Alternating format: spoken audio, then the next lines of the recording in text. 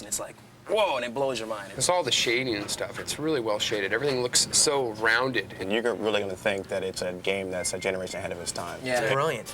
Last-second timing stuff in there where you have to jump real quick. I think a lot of people are going to be surprised at the kind of game that Donkey Kong Country is.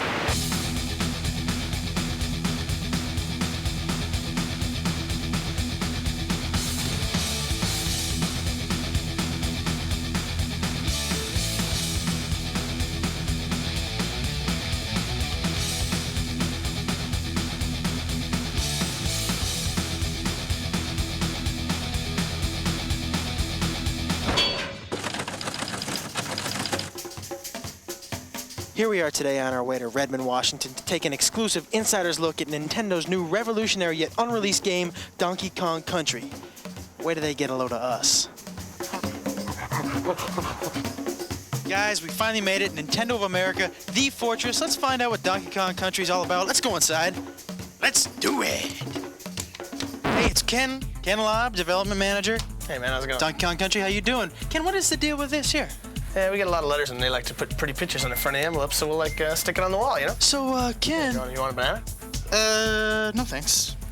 Ken, I want in on this Donkey Kong Country thing. I want on the inside.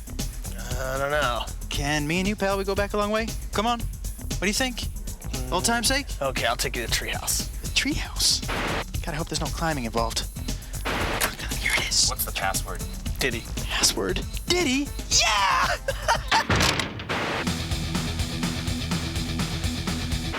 You know, after about 1,000 ditties, we finally get into the treehouse. We're gonna say hello to Tony Harmon. He is the product development manager here at Nintendo.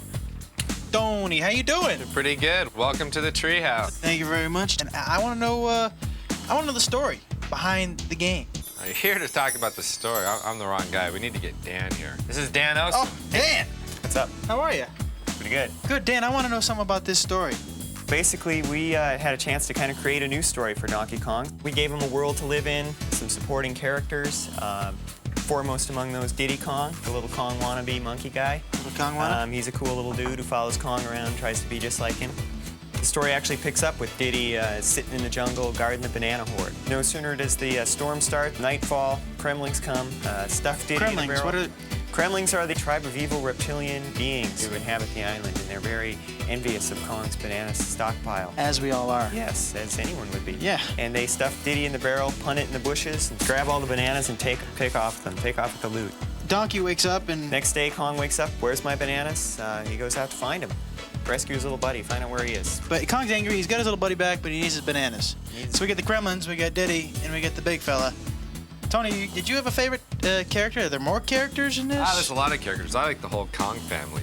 We got Cranky. Cranky's the star of the original Donkey Kong game. Still alive, is he? Dad or grandfather played that game.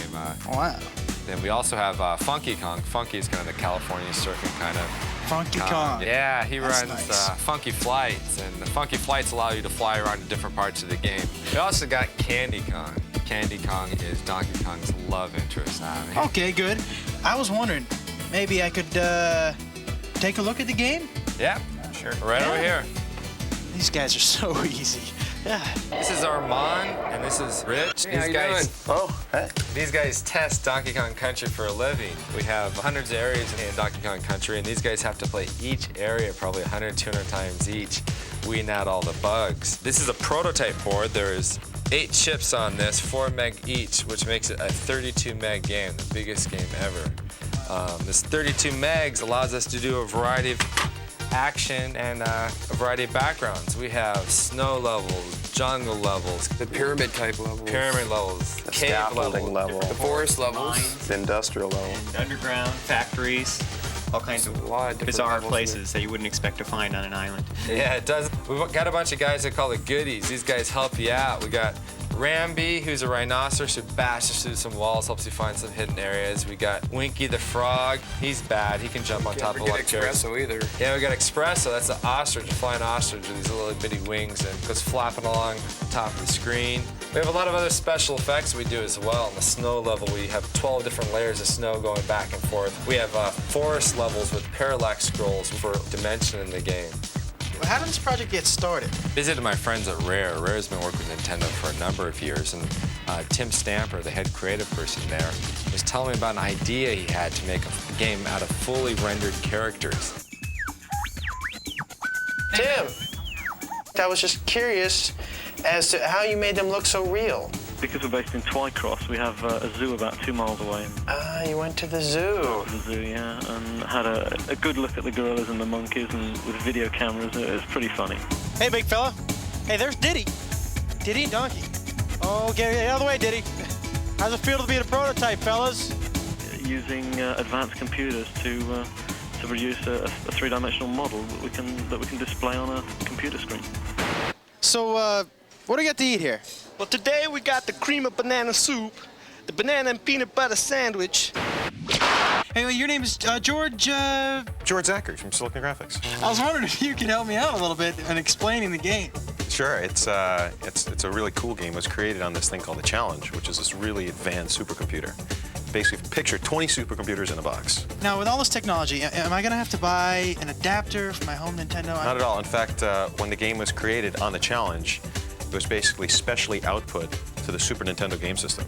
So it basically comes in a cartridge, you stick it in the system, and you play. How do we make the roundness, the 3D? Actually, it was created on the Challenge, first in wireframe. Actually, then you grow shade them, or you can Phong shade them, and then you actually texture map them. And you can even tri-linearly bitmap interpolate. That sounds a little dangerous. Let me ask you this. I heard downstairs something about ACM Yeah, technology. that's advanced computer modeling. Basically, what you can do with it is it lets you create fully realistic, fully rendered 3D graphics, so the person has a sense of really being there. Same computers that we used in Terminator 2, Jurassic Park, new movies like True Lies, Mask. A year and a half later, we're closing on the finish of the game. All right, here we are. We're about to talk to two guys who play this game 24 hours a day, 7 days a week. And guess what, folks? Guess what? They get paid. This is Henry. Henry, say hello. Hey, what's up? Henry, we were wondering if maybe you could show us a couple tips, some pointers. Yeah, sure, no problem. That'd be great. Okay, well, this is the first level, and this is Donkey Kong's treehouse, and that's where we got our name from. And there's a banana arrow on top of the trees when you first start. Donkey Kong can drop down there, and he can knock the keg out of the floor, and he can roll it up against the wall and bounce back and ride it. Ah. And Donkey Kong will just cruise straight through the first part of this stage, and it's a good way to get people started off. You can just bowl over some of the tougher enemies that might have gave him a problem. Right. Yeah, hey, you hungry? You want a banana? No. Well, I guess I could show you something else, too. This is a snow level later on in the game. It is snowing. Donkey Kong can now ride thin barrels and shoot out. And this one part here is a series of barrels, and if you can navigate it properly, almost perfect, and not miss anything, you can score a bunch of free men at the end of the level. Bunch of free men, not just one. Yep, a bunch. A blue balloon comes up, and Donkey Kong can grab it. There it is. Is it very hard?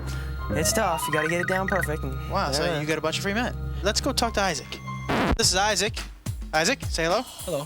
Isaac, I was wondering maybe you could show us a couple more pointers. Possible? Yeah, I can do that. No problem. These guys are great. All right. What do we got? We got more Okay. snow. Yeah, we have more snow here. Okay.